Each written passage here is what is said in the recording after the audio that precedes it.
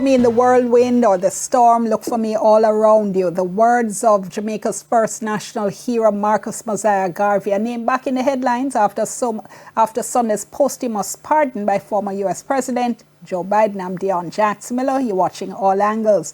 With us to talk about the significance of the pardon, or some might say lack thereof, we have with us senior lecturer in the Department of Cultural Studies at the University of the West Indies, as well as director of the Center for Reparation, Sonia Stanley Nayo, college orator at the Edna Manley College of the Visual and Performing Arts, and storyteller Dr. Amina Blackwood Meeks, and president of the Universal Negro Improvement Association, Stephen Golding, writer and cultural commentator in the United States, Ashina Robinson, joins us via Zoom. Before we start discussion, first, this overview by Kemon White.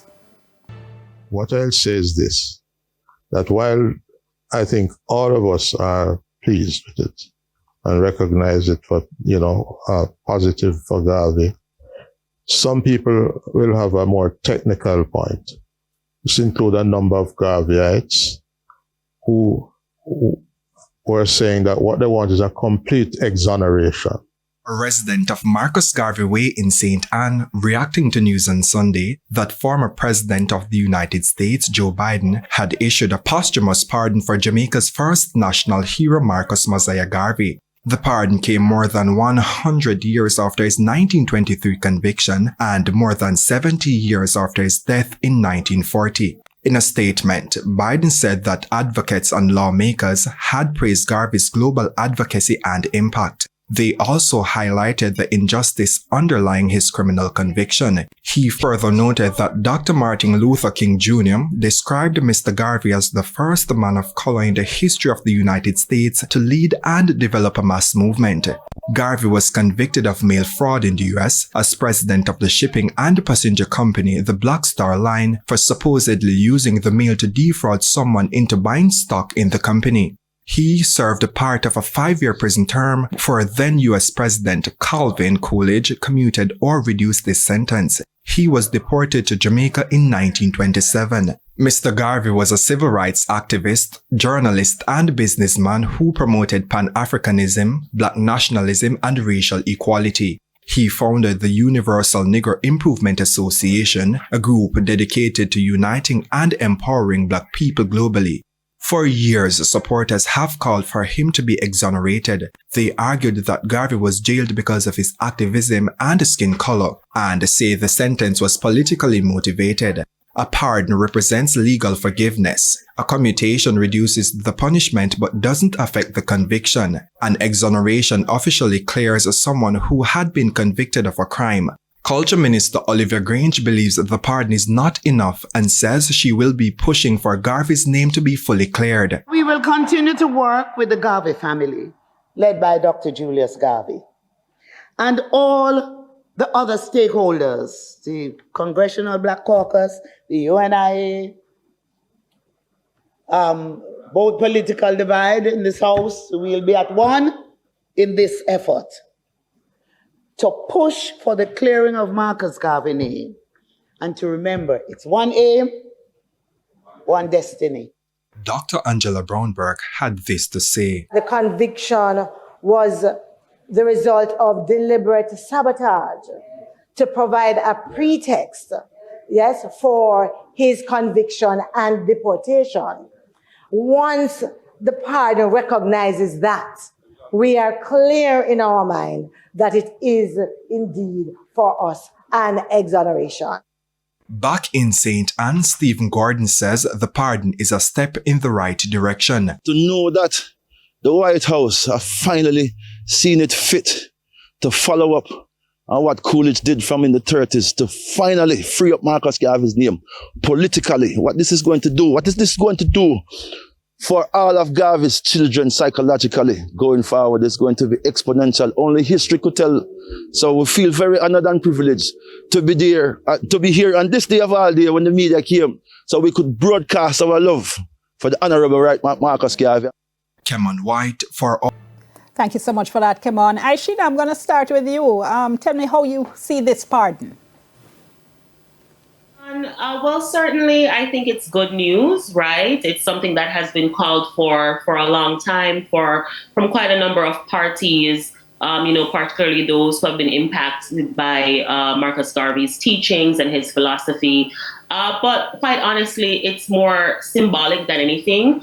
It's a pardon, not an exoneration. But I think it really is evidence of Biden trying to put a pin on what part of his legacy, right? And part of that legacy has been to be seen as somewhat of a champion of racial justice, someone who wants to advance racial equity, who wants to be on the side of people of color, of Black communities. And so I believe putting that move out as part of a slew of pardons, as we all know that he gave at the end of his presidency, it's a symbolic attempt to put a tie on what his presidency has exhibited to a number of communities, and also to just show where he is philosophically. But moving forward, we have a new president, we have a new administration, and so the desires for further in terms of an exoneration, I don't know how far that may go, but I do think this was a symbolic gesture by former President Biden. Okay, and Stephen Golding, you've said it's a gesture that you don't seem to think much of. You Cosmetic victory. What do you mean? I mean, we know Dr. Garvey has been pursuing this for a number of years and through a number of presidencies. He's 91 now. He's also aware of the fact that the move to get it through the Congress, which was started with Congressman Charles Rangel in 1987, was not getting anywhere. It fell off the table, but the group of congressional Democrats who lobbied Biden, led by Congresswoman Yvette Clarke, have brought it back on the table at Congress. And I've heard her in interviews. She's aware that this is not the final step. I think what is important is the example that Jamaica laid down in 2018 when, by an act of parliament, we exonerated Mr. Garvey here, along with a number of our other national heroes who had been convicted of crimes during the colonial government period. I think that's an example of what the U.S. Congress needs to follow. I hear everybody talking about, we don't know about this presidency. Listen, presidents can only pardon. Interestingly enough, Donald Trump pardoned Jack Johnson, who was a contemporary of Marcus Garvey as the first Black heavyweight, and who they had charged with the Mann Act. Interestingly enough, before they charged Garvey for mail fraud, they had tried to charge him with the Mann Act also for traveling with Amy Jakes Garvey before they had gotten married. But it's no longer within the remit of the president. They can do nothing more. Presidents could never exonerate. I'm still waiting to see what the pardon says. I saw Dr. Angela Brown talking about if the pardon admits that he was set up, then it's an exoneration to them. But legally, it's not. An exoneration means the U.S. justice system admits to doing a wrong, and then there are questions of reparations or maybe compensation that the family can bring up. The statement that had come out from the White House on Sunday had said, advocates and lawmakers praise his global advocacy and impact and highlight the injustice underlying his criminal conviction. I mean, that's what we've seen so far. Sonia, standing now for you. You seem a little bit more impressed is probably the right word, but pleased with the pardon than Stephen? I certainly think that it's a moment to rejoice, and it was a good day for Jamaica, for the United States, particularly for people of, inclination in relation to Pan-Africanism, people who understand the legacy of Garvey and what it means for us, even in this time when we need to look for self-determination as something to achieve. So I'm happy that I've seen this in my lifetime. This has taken 100 years, right? Why don't you see it as cosmetic, though? I don't see it as cosmetic because it never had to be done. Several presidents before. This is a moment when, under Biden, and I agree with the comments before, in an avalanche of pardons, we happen to have received the pardon for Marcus Garvey. And I think that's something to celebrate. It's not the end of the road for us. We do want exoneration. And that's an entire process that the legal minds will battle over. But for now, what we have is a pardon. And I think that for people of the inclination I'm talking about, the Pan-Africanists, the people who understand the legacy of Marcus Garvey, in this time, it's important. Amina, for you. Clearly we celebrate. Clearly, it's a step in the right direction, and clearly it is not the end of the road. I'd like to say this, Dion, that whether it's a pardon or an exoneration, it does not mean the same thing to all people. It does not mean the same thing to the African Americans as it means to the Africans. It does not mean the same thing to every single Jamaican. And it does not mean the same thing to the oppressors. It doesn't mean the same thing to people who don't understand why their blackness is important. It doesn't mean the same thing to people who don't understand what Garvey meant when he said that we who have built great civilizations will build another to astonish the world. And it does not mean the same things to those people who up until this point in time have been able to hide behind the facade that them really white. And all of a sudden Garvey come back to say, hello, that's not who you are at all. So for me, what this does is to present for us an opportunity to do many things. It's an opportunity to educate ourselves about what it means to have a legacy, about what it means to have a history and a heritage, and about how we treat the people who we say are the leaders in giving us this legacy, this history, and this heritage. And in grabbing hold of that opportunity, one of the questions we must honestly ask ourselves is, then where we that do all the time? Where we that do all the time? Let us say that Garvey is exonerated and we celebrate. What were we doing about those organs of the people who speak the voice of the people? Well, I tell you what, hold the question for me. I know Aishina has to leave us shortly, so I want to go back to her. Because Aishina, one of the things, listening to everybody who has spoken, one of the questions that people keep asking me is, does Garvey mean anything to the younger generations? You know, it seems that everybody who is espousing his legacy and talking about the need to teach Garvey is, 40 and 50 and 60 and 70 and 80 and 90. Do the younger generations care? Well, I personally care. I don't know how young, if I can call myself the younger generation. I do care. But I agree with Dr. Blackwood that this is an opportunity for education around Garvey to be conveyed further, particularly in the United States where I am based, but for Black peoples around the world, right? This is a person who has influenced so many of our leaders, our civil rights thinkers and movers.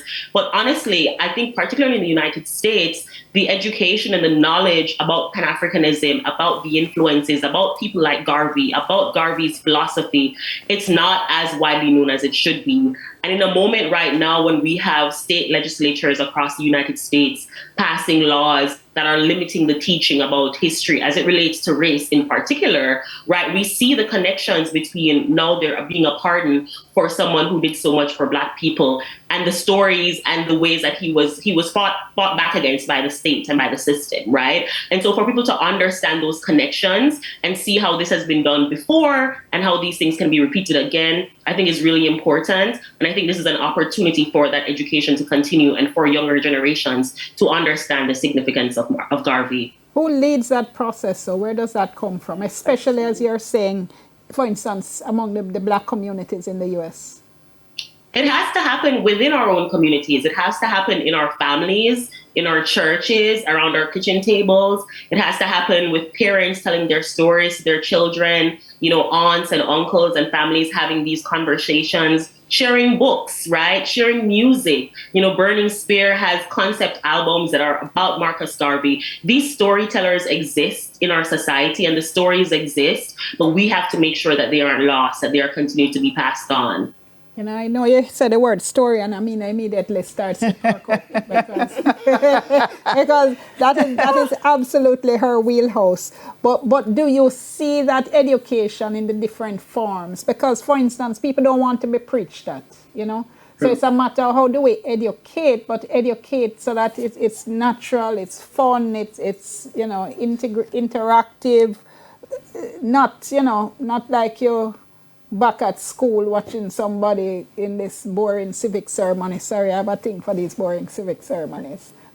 No. How do we bring home Garvey in a way that's modern, that's contemporary, and that people see as relatable nowadays? I believe we really, really lean on the values and the inspiration and the courage of figures like Garvey. It's not a story of being overcome or defeated at all. It's a story of being brave and courageous and innovative and thoughtful about where you see yourself and your people being able to go. I think that's a story that's really exciting and really dynamic for young people, right? When they see a lot of the barriers and a lot of the structures in our society that feel insurmountable. And the fact that 100 years later, Garvey's name is still being discussed, right? His legacy is still being respected and honored and being fought for by people at the highest levels, right? And so I believe it's really narrowing down on what are the inspirational factors of the stories, what are the qualities and the values of these figures that we admire, that we can find in ourselves. What are the stories or the issues that they are fighting against that we may still want to be showing up against today, right? It's showing those connections between what has happened before and what is possible today, and making sure people feel inspired that they have the energy and the ability to do that themselves. And just before you leave us, I mean, you know how divisive the U.S. politics has become. Do you really think there's still any hope of exoneration? Not with this administration. I believe it's a non-starter, right? You know, President Trump has already issued a number of executive orders, quite a few of them having to do with matters of race, diversity, equity, and inclusion. You know, Biden in his pardon talked about how, you know, Garvey was one of the first people of color to do what he did and to manifest, you know, that encouragement and that gathering of people who really believed in his philosophy and his what he fought for. I don't believe it's possible under this administration, but I believe the work that has continued over the years can still continue because nothing lasts forever. Want to give Trump a hard time? Let me remind the world, it was President Trump who pardoned Jack Johnson posthumously, 2018. And again, it lies with the Congress. There's no other path through the U.S. presidency since Biden has given this full pardon. Remember, Garvey wrote... Do you see anything in this Congress that suggests amenity to pardon? I know it's going to be difficult, but it's not within Trump's domain, you know? And also recall, you know, that Marcus Garvey sought his own pardon and got it in 1927, using his own political leverage with Calvin Coolidge. There's so much behind that. What though in 2025? I am saying that let's not focus on Trump. It has to do with how the Congress people are able to put it on the table, to gather support, to take a vote, to get an exoneration. Presidents cannot exonerate. But when I said divisive politics, I also meant the Congress. But I have to leave it there. Aishina, always so good to see you and talk to you. Thank you so much for joining us. We're going to take the break and continue with our guests in studio in just a moment.